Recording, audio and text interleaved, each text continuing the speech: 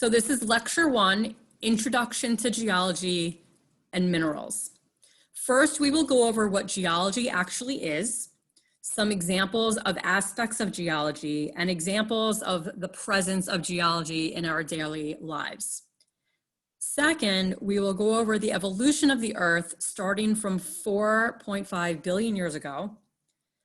Third, we will talk about Earth materials, the components of the solid Earth, which we call the geosphere, and plate tectonics. Lastly, we will discuss minerals. So let's get started. What is geology? It is the study of Earth, its materials, and processes. Aspects of geology include physical geology, which is Earth materials like minerals and rocks, and physical processes such as erosion, earthquakes, volcanism, formation of sediments such as sand from the breakdown of larger rocks, and other processes. There is also historical geology, where you study the origin of the Earth, like how the Earth formed within the solar system, and then the evolution of Earth, so the formation of the oceans, the formation of the atmosphere and continents, and evolution of organisms. Then you have resource geology, which is the use of Earth materials by humans. So some Earth materials that we use as resources include oil, coal, metals, building materials, gemstones, things like that. Then we have environmental geology, which is the study of the health of habitats, the evaluation of how humans affect the Earth, like overusing resources, causing pollution, or climate change related to greenhouse gases, etc. So Earth materials are found all around us. Here are some examples of Earth materials that we use in everyday life. So you have various minerals and metals used in electronics, watches, jewelry. For example, if you are using any electronic device right now to access this lecture, you have many Earth materials in the electronic device. Some materials are called rare earth metals. You also have precious metals. You have other materials that go into making electronics that are Earth materials, natural materials found on Earth. Building materials include concrete, window glass, metals, ceramics, and stone countertops. Electricity generation could include uranium in nuclear power plants or coal used in coal burning power plants. And fuel for heating homes like natural gas and oil. Even soil and groundwater or other water resources are Earth materials. Then you have petroleum-derived products like plastic, Vaseline, various hair products, gasoline, lip balm. Those are all derived from the Earth material called petroleum. So on a daily basis, you come in contact with many, many Earth materials. So when you look at geology as a science, we can begin with the theory of the Earth, which was published in 1795 by James Hutton. And it included a major principle called uniformitarianism. And that said that the way that physical, chemical, and biological processes operate today are the same as how they operated in the past. For example, the way that rivers eroded the land in the past is the same way that rivers erode land today. So when we study how rivers erode land today, we are also getting clues of how rivers formed different landscapes millions of years ago, thousands of years ago, or even on other planets. For example, that is one of the ways that we have evidence that there has been running water on Mars, because we look at the landscape of Mars and it is similar to the landscapes related to rivers that we have on Earth. So this publication was also the first acknowledgement that geologic processes occur over extremely long periods of time. So your time scale for geology is very different than the time scale you may be used to if you are, let's say, a historian. If you're used to things being a long time ago, but really it's like 200 or 400 years ago, in geology, we're going to be discussing things on the scale of hundreds of millions or even billions. So it's a very different type of time scale. So first, we're going to start going over the evolution of the early Earth. So the evolution of the Earth began about 4.5 billion years ago. And you had gas and dust present in the early solar system that began to accrete into small planet-like bodies. Accrete means to come together.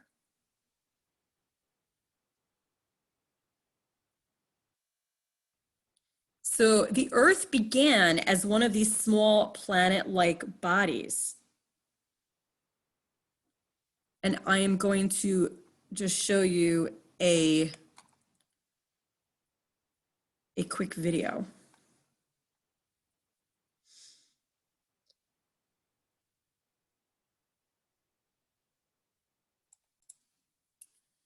Okay. And for anyone watching this recording, that was the video is the History Channel's How Earth is Made, the birth of planet Earth. So it's just one of the little snips from that full video. So again, Earth began as one of these small planet-like bodies made up of the accretion of the dust particles. So as the early Earth grew to a half a mile in diameter, it developed its own gravitational pull strong enough to attract smaller objects towards it. So then this early Earth was bombarded with rocky materials, and that increased the size of this early Earth over the next 30 million years. Shortly after it formed, there was enough heat that the early Earth was completely molten. Molten means melted. Now I say shortly in quotation marks because shortly could mean like millions of years, okay? So keep in mind the time scale of geology. So where was this heat from? Okay, it says there was enough heat that the early Earth completely melted. Where did this heat come from? The heat came from the bombardment of asteroids. So that's asteroids basically hitting into this early Earth. Asteroids are similar to meteors, but they're larger. So you had this large rocky material smashing into the Earth, and that caused heat, created heat. Now also you have radioactive decay of elements such as uranium. These are radioactive elements, and the decay creates heat. So then I have a quick video, again from that same video, How Earth is Made, the birth of planet Earth, to just show you the molten stage of the Earth. Okay, so the early Earth was a uniform molten mass, mostly composed of silicon, oxygen, iron, and magnesium. And uniform meaning there were no layers. It was just this blob of lava and magma.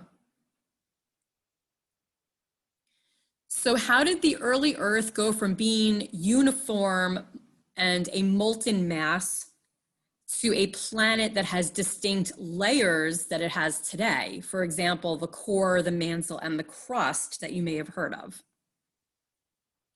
So as the molten Earth cooled later on, the heavy, dense materials sank to the middle of the Earth, while the lighter, less dense materials floated upwards. This is a process called differentiation. So it's related to differences in density. And it resulted in the creation of the layers of the Earth. And then gravity kept it in a spherical shape. Okay, so you have the less dense materials rose upwards, the dense materials sank downward. The lighter elements are oxygen and silicon. The heavier elements are iron and nickel. So the core at the center of the Earth is iron and nickel, and the lighter elements that floated upwards make up the crust. So most of the materials in the crust contain oxygen and silicon. And that's because of differentiation of all the Earth materials based on density. So I have this example here. You can model the differentiation of layers going by density if you were to use Italian salad dressing. So what happens when you shake a bottle of dressing and then leave it on the table? So on the left, someone picked up the bottle and shook it, and all the stuff that's in the salad dressing gets mixed around uniformly. Now, it's usually going to stay uniform only for a few seconds, depending on what kind of dressing, but usually it'll stay uniform a few seconds, a couple seconds. And if you were to leave the bottle on the table, then it differentiates into layers based on density. So the less dense oil will rise upward, and then the vinegar and the spices are going to sink. So you're getting layers based on density. So that's pretty much the same thing that happened with the Earth, where the less dense materials floated and the denser stuff sank down.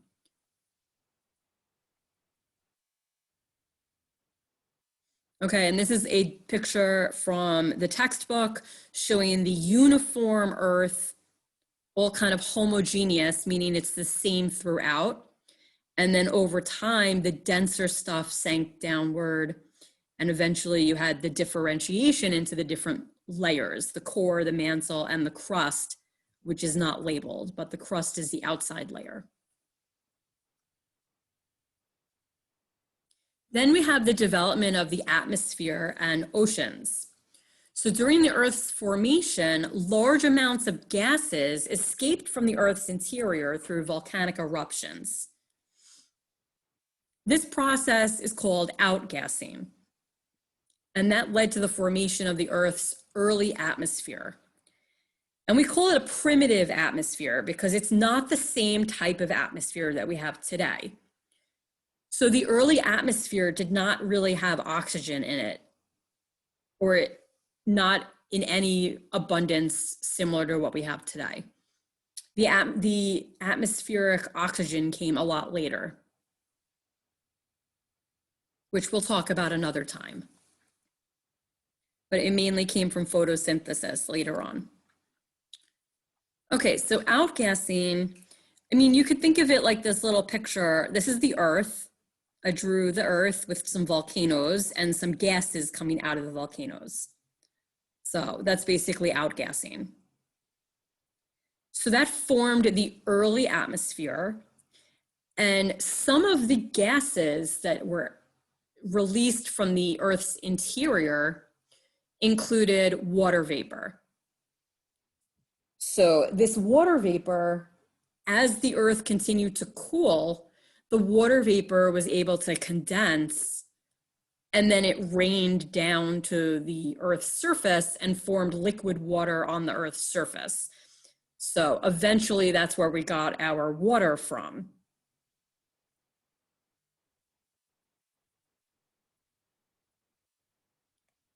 So then we'll continue discussing Earth materials. And then we'll get into the details of the layers of the Earth's interior. And then later in the lecture, we will get into minerals. So what are Earth materials? We discussed this earlier a little bit, but matter is one of the main terms that you need to know when you're discussing Earth materials. So matter is anything that has mass, basically anything with atoms or molecules, that all has mass. Okay, so here's an atom. And then you have the term elements. Elements are the different types of atoms. So we use a periodic table of elements, which is shown on the next slide. And some examples of elements include metals like copper, gold, silver, gases like oxygen and nitrogen, semi-metallics or metalloids, for example, silicon. So here's the periodic table of elements. We're not really going to be using this that much this semester. I just wanted to show it to you. Other terms related to Earth materials include minerals. Minerals are elements that combine to form solids with crystal structures. And these crystalline materials are called minerals. So for example, minerals can include diamonds, quartz, salt. And then rocks are aggregates of minerals or aggregates of shell fragments or organic matter. Organic matter would include the rock called coal. Coal is made up of organic matter. Soils, which include mixtures of weathered rock material and organic material. Natural resources are naturally occurring materials that are useful to humans, as we mentioned earlier. Oil, coal, natural gas, or gemstones. So how is matter on Earth distributed? You have the three phases of matter: solid, liquid, and gas. And you can see the molecules in a solid are closer together. Liquid, they're further apart, and then gas, they're even further apart. And matter is distributed on Earth in the following systems or spheres. We have the atmosphere, which is the air or gases, the biosphere, which is all living organisms, the hydrosphere, which is water. So 70% of the Earth's surface is covered by water. And then the geosphere, which is rocks, minerals, magma, and lava. And then the cryosphere, which is ice, for example, glaciers. So this is something that we're going to talk about in lab later, but you could think about the materials from each of the Earth systems that you might encounter throughout the day. So we're going to move on because we're going to talk about that in lab. So this course will focus on the geosphere. That's mostly what the geology class is going to focus on, okay? The geosphere. So that includes the lithosphere, which is the solid, rigid upper portion of the Earth. That includes the crust and the uppermost rigid part of the mantle. Would that be that dark shaded red part? Yes. Yeah, the darker shade, yes. Then we have the lower mantle, which is actually a solid material. The outer core, which is a liquid that's mainly molten rock and metals. Now, by the way, when I say the lower mantle is a solid, it is a solid, but we're gonna see in a little bit that it's kind of ductile, meaning like it's kind of movable and pliable, even though it's still a solid. So we'll talk about that a little bit later. Yeah, so the outer core is a liquid. It's not water though, it's just melted rocks and metals. And then the inner core, which is solid. Okay, so yeah, if we look at the letters, you have B is the crust, A is the uppermost rigid part of the mantle, C is the rest of the mantle,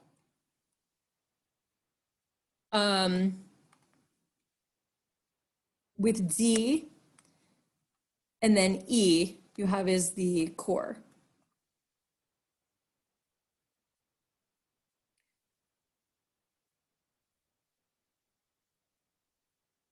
I'm sorry, D and E are the core. Okay, just to make it more clear what I was saying. Okay, so then we have this picture is in your textbook.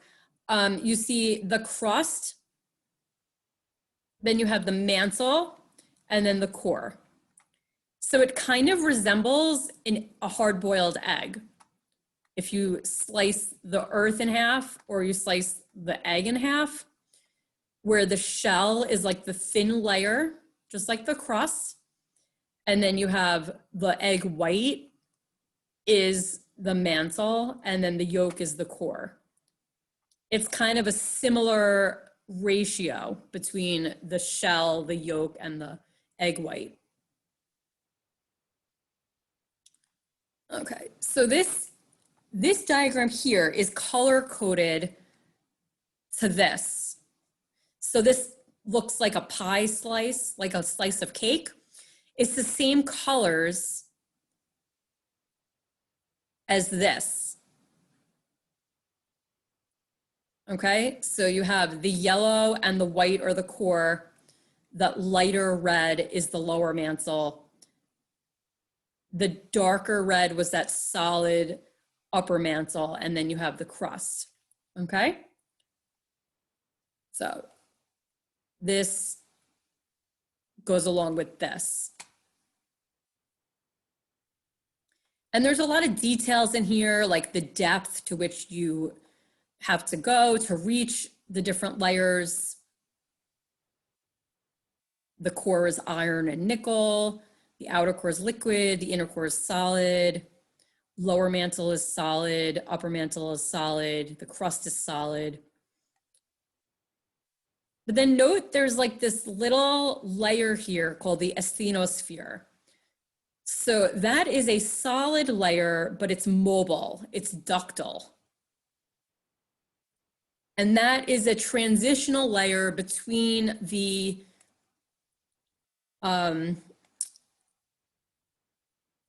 it's between the, what do you call it? It's actually hard to see on here, but it's like at the base of the lithosphere. Okay.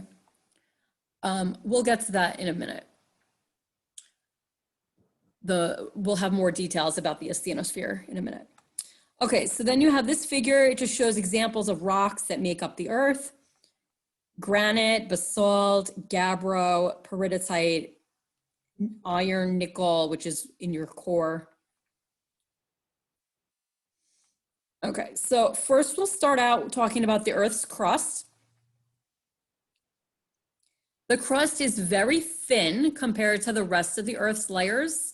Again, that's similar to the shell of an egg compared to the rest of the egg. There are two types of crust that we're going to talk about. You have continental crust and oceanic crust. Oceanic crust is the rocks that underlies the oceans. And then continental crust is mainly what the continents are made of. And they're made of different materials. So oceanic crust is the basalt and gabbro. And the continental crust is more the granite. We're going to talk about a lot of this, a lot more later in the semester. Okay, this is just like the intro lecture, going, you know, just touching on the basics. And then on top of the crust, you have a layer of sediments. Sediments are things like sand, clay, pebbles, things like that.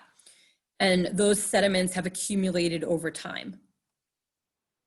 So this is a chart showing you the two types of crust, the oceanic and the continental.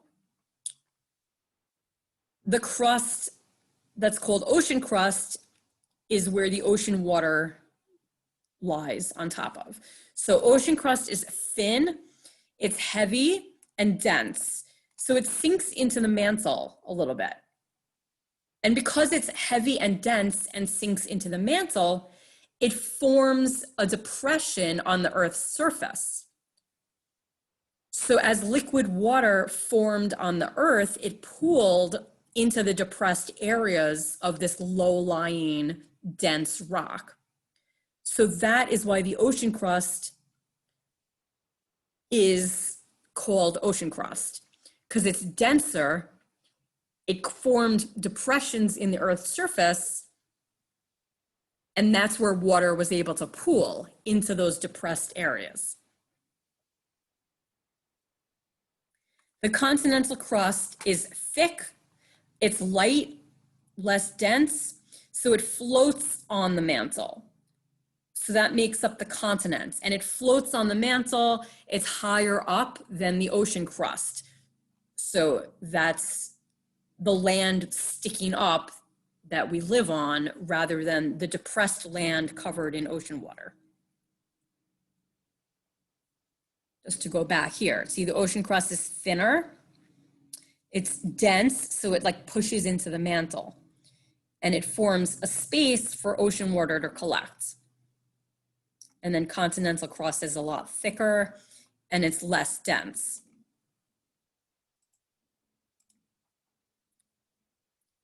So the composition of the crust is mostly oxygen.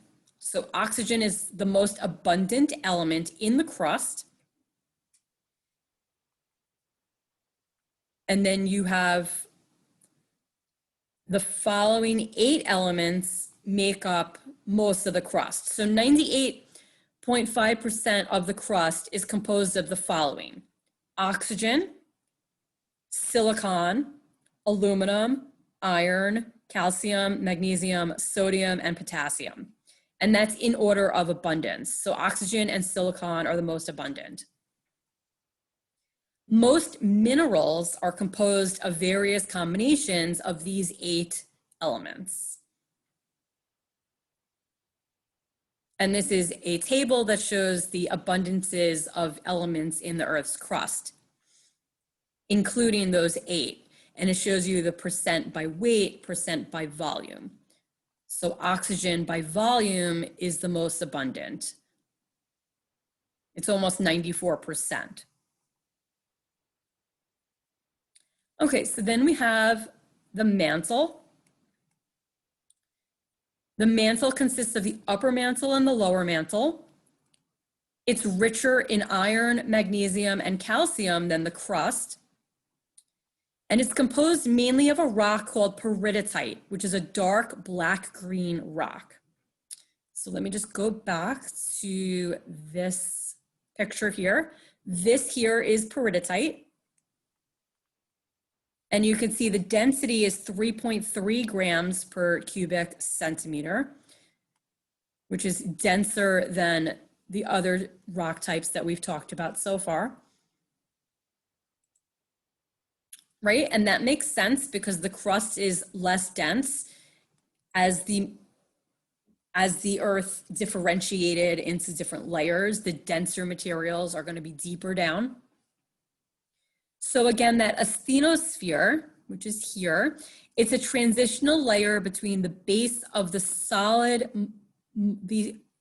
solid uppermost mantle, and the rest of the mantle.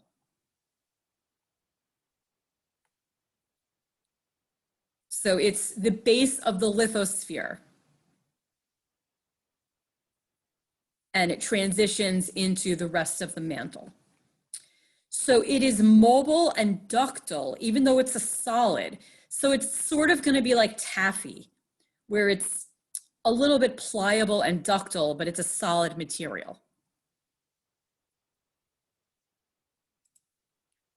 And then we have the core.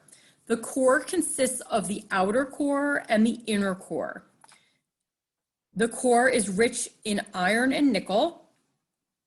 The outer core is liquid, even though it's extremely hot temperatures. I'm sorry, it is extremely hot temperatures. But despite the high temperatures of the inner core, it remains solid. Okay, so the inner core is extremely hot temperatures, but it actually remains solid because it's under such high pressure from all of the other rock layers that are above.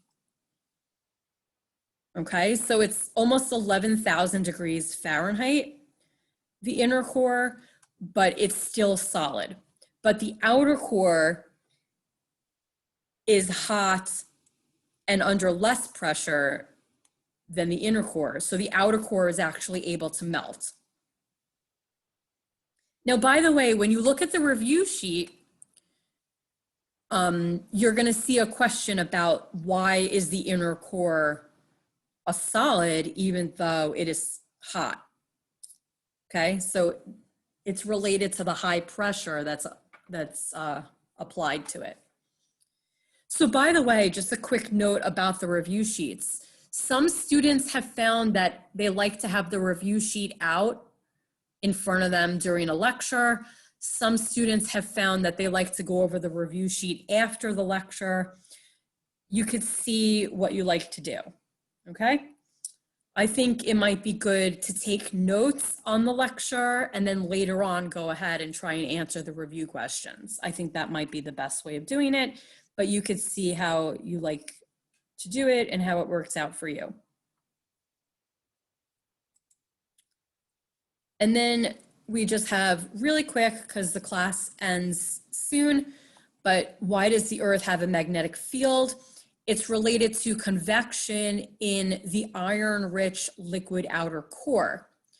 So the convection in the outer core produces electric currents, which constantly generate the magnetic field. So the magnetic field is something that's constantly generated.